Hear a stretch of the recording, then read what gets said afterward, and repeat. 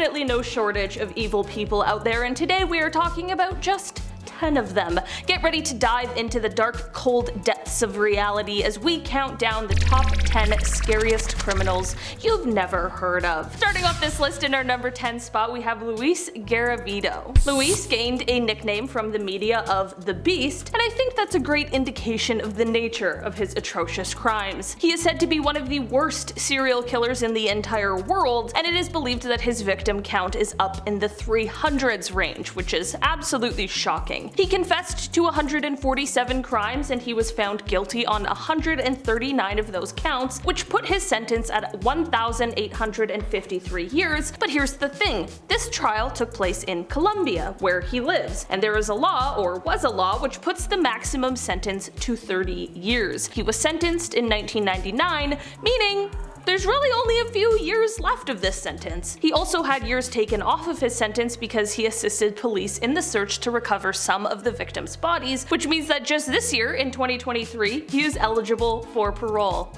Okay, that's great. According to Luis himself, he committed these crimes because he had made a deal with the devil, and he explained that satanic ritual was involved in all of his crimes. In our number 9 spot today, we have William Bonin. This horrible person is said to be responsible for taking the lives of 21 young men in Southern California from May of 1979 to June of 1980. It is said that on at least 12 of these occasions he was assisted by one of his 4 known accomplices, and it is even speculated that he might be responsible for 15 more of these crimes that evidence hasn't officially been able to connect him to. He was often referred to as the freeway killer because of the fact that most of the bodies were found along the freeway of Southern California. The police surveilled William until they could catch him in the act, which they did. In the beginning, he claimed innocence, but after receiving an impassioned letter from one of the victim's mothers, which asked him to please share the location of her son's body, he confessed his guilt. But he made sure to clarify that it wasn't so the mother could be at peace and her pain could be eased.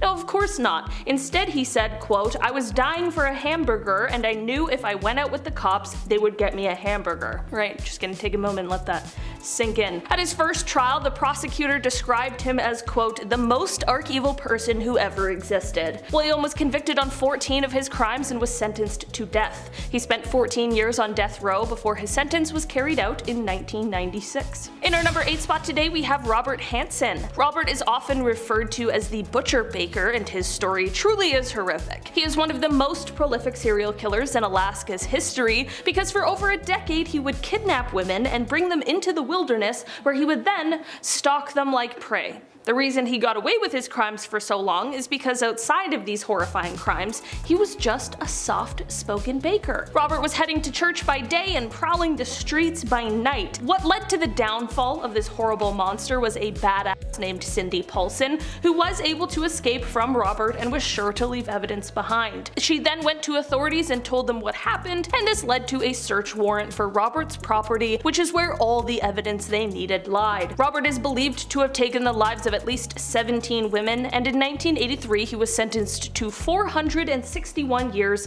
and a life sentence without the possibility of parole. In our number 7 spot today, we have Vicki Don Jackson. Vicki was a woman who worked as a nurse for a number of years. She first got her nursing license in 1989, but it wasn't until the 2000s when things took a seriously dark turn. Between December of 2000 and February of 2001, the hospital that Vicki was working for recorded a number of deaths that was unusual. It was a much higher amount. Most of these patients were in the age range of 60 to 100 years old. Of course, people just chalked this up to the advanced age of most of these patients, but a rumor began to spread that someone might actually be responsible. After this, the hospital's administrator noticed that a vial of a drug called Mevacron had gone missing. You might see where I'm going with this. As it turns out, the person responsible was Nurse Vicki, and she had at least 10 patients whose lives she took by giving them too much of this missing. It was a muscle relaxant. Take in that this is 10 people between December and February. That is an unbelievable amount of people in a remarkably short amount of time. You might be wondering why she took these lives, and apparently she did it when she found those people rude or, quote, too demanding. Okay? Vicki, get a different job then. I don't know. In our number 6 spot today, we have Michael Bear Carson and Susan Carson. This couple is not one that anyone would want to encounter. The stories of these two come from the 80s. They were married, and on the outside they appeared just like a happy couple of harmless hippies. We all know, though, not to judge a book by its cover, in the end they would go on to become known as the San Francisco Witch Killers. Didn't know San Francisco held so many witches. Basically, together the pair took the lives of 3 separate people between 1981 and 1983. They started off by killing their roommate, who Susan claimed was a witch, and said that she was stealing her quote health, power, and beauty. They next killed one guy that they worked with on a farm because they said that he was a demon. The final person they took the life of unfortunately picked up the pair as they were hitchhiking, and they took his life because they claimed he was a quote black witch, whatever that means. Essentially, they were just committing crimes against people that they claimed to be witches. The pair were each tried and convicted for each separate crime and are both serving sentences of 75 years to life. Neither of them have ever shown any kind of remorse for what they've done. In our number 5 spot today, we have Stephen Griffiths. This is a person who is said to have idolized the Yorkshire Ripper, so I'm sure what comes next will be no surprise. Stephen was a PhD student who wanted to achieve fame, but through the most sinister way possible. Between June of 2009 and May of 2010, he would go on to take the lives of 3 separate women. His criminal history was also extremely concerning, as years ago he had been arrested due to an unprovoked attack on a grocery store manager, and it is said that he previously stated that he saw himself becoming a serial killer. Shortly after he was arrested for his crimes, CCTV footage emerged that showed him celebrating after taking the life of his final victim. The footage showed him holding up a crossbow and giving the finger directly to the camera. It is said that Stephen pled guilty to his crimes once caught, not because he was remorseful, but because he wanted to receive the recognition for them. In our number 4 spot today, we have Joanna Dennehy. This is the person responsible for a series of killings and attacks that took place in March of 2013. Joanna is a very cold and very heartless person and has on many occasions been said to laugh at her crimes and the lives she took, even still behind bars. After the first of her crimes, authorities launched a manhunt for her, and they used CCTV footage to help track her down. She was finally caught after attacking 2 dog walkers who, thanks to immediate medical intervention, were able to survive. There are many things about this story that make it exceptionally chilling, and it seems as though most people Joanna encounters are left with quite an impression of what a horrible person she really is. On the day she was sentenced, it is reported that the judge, Mr. Justice Spencer, said, quote, "Although you pleaded guilty, you've made it quite clear you have no remorse." He went on to say, quote, "You are a cruel, calculating, selfish, and manipulative serial killer." After this, he sentenced her to a whole life order, or life in prison without parole, and it is said that she smiled and laughed at this. Since her time in prison, she is said to have planned escape attempts that involved the killing of a prison guard and other terrifying ideas. In our number 3 spot today, we have Elizabeth Wettlaufer. Elizabeth is a former registered nurse and serial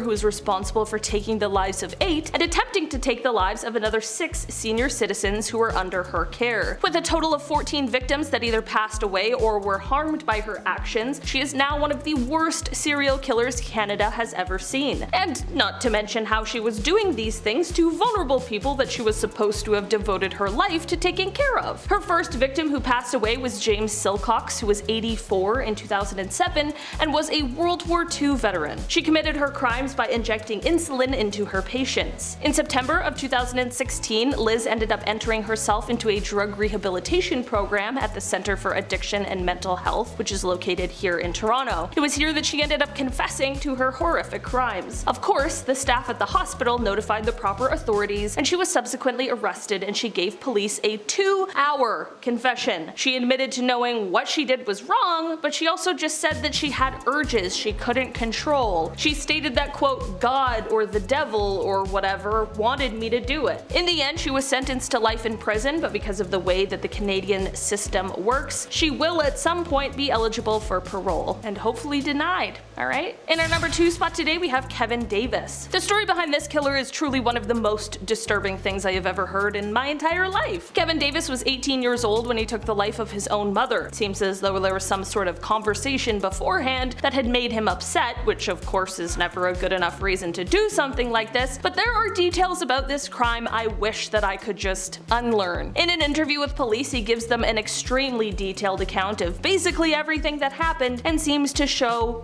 absolutely no remorse at all. It is chilling, it is disgusting, and it is honestly just horrific. During his trial, a doctor did testify to say that he had a personality disorder, but that he also fully knew the difference between right and wrong, and knew that his crime was wrong, and that there were no medical diagnosis that could justify his actions. Kevin is still in jail, where he will most likely spend the rest of his life, but he will become eligible for parole in 2044. Finally, in our number 1 spot today, we have the Axeman of New Orleans. Unfortunately, this is not the name of some terrible horror flick, and instead it's the moniker given to a terrible, unidentified serial killer. This person was active in New Orleans, Louisiana, and its surrounding areas from May of 1918 to October 1919. As the name implies, those who were targeted by this person were usually attacked with an axe, and it usually was one that actually belonged to the victims themselves. Many people believe that this person may have been targeting people of Italian descent because this was a theme among the victims, and some also believe that he was mainly targeting women and only took the lives of men when they tried to intervene. This is actually somewhat supported by the homes where women were killed but men weren't. In the end, although this person is responsible for taking at least 12 lives, exactly who the Axeman is or was remains a mystery. Alright guys, that has been our list for today. Sorry it's a bit of a dark one, I appreciate you sticking it out with me. Hope you have an awesome day. I'll see you again soon. Bye!